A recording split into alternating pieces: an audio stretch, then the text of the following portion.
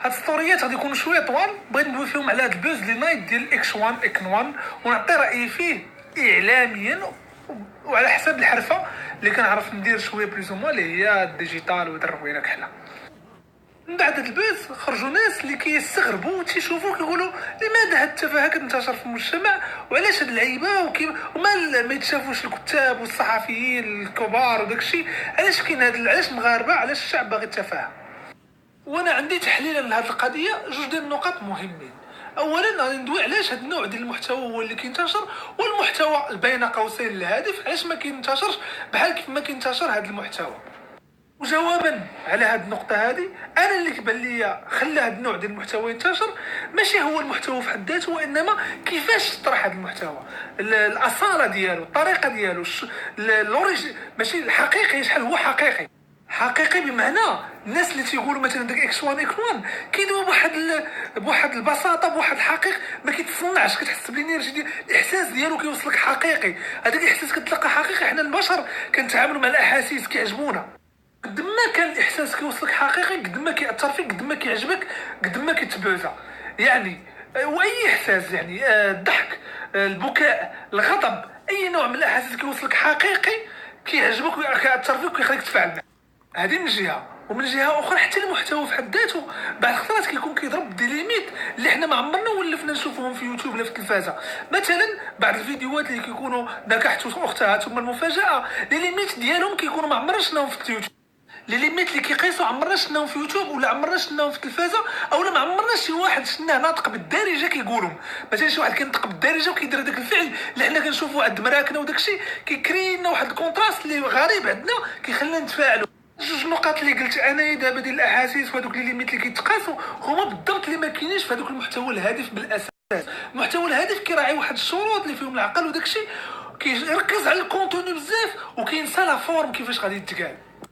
وبالتالي المحتوى ملي كيتلقاو واخا هادف بحال يحسنا كيعطينا واحد الاحساس ديال الضجر والملل، فما كنشوفوش، ما كنبارطاجيو، ما كنتفاعلوش معاه.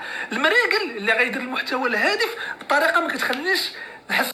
زيد على ذلك التربيه والتعليم ديالنا اللي شويه ماشي ليه، اللي ما كيخليش واحد الملكه النقد وداك الشيء اللي كيطلعوا بواحد العقل عند المغاربه اللي يخليهم واخا المحتوى غير في الشكل ديالو ماشي هو هذاك، وانما يشوفوا لو فون ديالو. هاد القضيه ما وصلناش.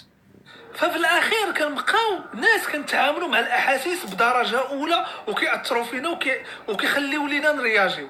دونك الناس المريقلين في المحتوى الهادف يقلبوا يكون في المحتوى ديالهم كيقيس الاحاسيس ديالنا بشي طريقه ما. اذا الناس اللي كيديروا المحتوى الهادف الا كان همكم فعلا ان الناس يتفاعلوا معكم ويشوفوا فخاص ولا بد نخدموا على الطريقه ديال المحتوى ديال الهادف باش يقيس الاحاسيس، سواء يكون كيضحك، سواء يكون كيغضب، سواء يكون كيحزن، وكيقيس الفكره. هذا الشيء اللي كيطلب خدمه كبيره لان فيها الكونتوني يزيد عليه الزواق ديالو والاحاسيس ديالو باش يوصل داك المحتوى، بخلاف الناس اللي كنقولوا عندهم محتوى غير هادف فهما كيدويو على طبيعتهم ما هازينش الهم، وبالتالي كيديكاجيو احاسيس نقيه اللي كتوصل للناس. دابا ندويو على الحاله ديال اكس 1 اكن 1. في الحاله ديال اكس 1 اكن 1 انا بانت ليا هذا بوز مفتعل. علاش؟ لان هذا السيد هذا كان دار واحد الانترفيو شحال هذه مع واحد اليوم 24، ثم بان عاوتاني في هذا الانترفيو طريقه غريبه. صعيب بزاف ان جوج الجرائد في اوقات متباعده في الزمن انه يدير معها انترفيو، ثم جريده اخرى يدير معها انترفيو على موضوع اخر بارازار. صعيب بزاف انه يكون هذا الشيء بارازار، ويقدر يكون عاوتاني.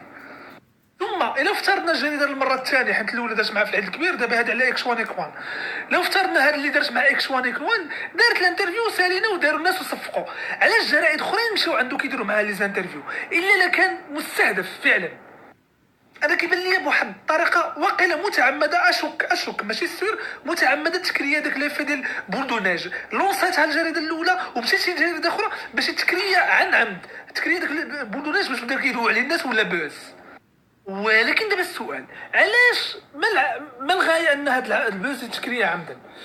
انا تيبان لي هذا الانسان الدرويش، هذا السيد الله يعمر ليه الدار اللي كيدخل الخاطر، كيمثل رمزيه ديال انه ها الشعب المغربي كيفاش بغيناه يكون. انسان التعليم ديالو بسيط، انسان قانع وراضي بالوضعيه ديالو رغم الفقر المدقع اللي فيه، انسان كيبغي مرتو، انسان ما كيتعاملش مع الافكار بشكل كبير، كيتعامل كيبين القوه ديالو واحد الشخصيه معينه. شي اعلاميا وفنيا كيتخدم باش كيتخدم شخصيه البطل عند النسيج المجتمعي.